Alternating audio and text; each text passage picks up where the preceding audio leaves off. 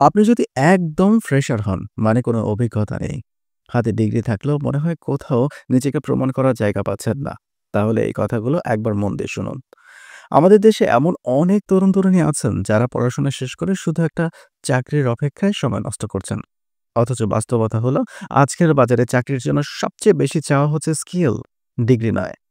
আপনি কি জানেন ফ্রেশারদের জন্য এখন সবচেয়ে বেশি ডিমান্ড যেসব চাকরিতে তার মধ্যে অন্যতম হলো digital marketing, graphics design, customer service, social media management, sales representative এবং কন্টেন্ট রাইটিং।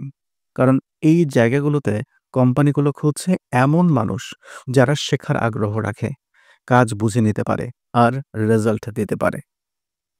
ইতিহাস বলছে যারা শুরুটা নিচ থেকে করে, শেখে, ধৈর্য ধরে, এগোয়, তারাই আস্তে আস্তে একদিন উপরে উঠে যায়।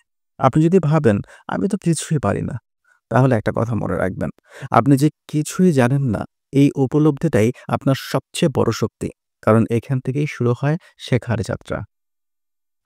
একটা ছোট্ট উদাহরণ দেই।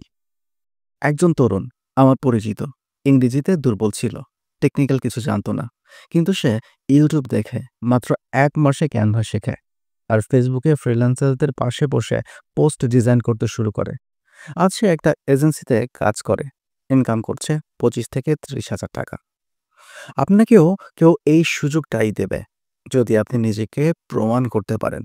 সময় নষ্ট না করে শিখুন আর এমন স্কিল বেছে নিন যেটার চাহিদা বাজারে আজই আছে। চাকরির জন্য বসে থাকার সময় এখন আর নেই। আজ থেকেই নিজের চাকরির রাস্তা আপনি নিজেই তৈরি করুন।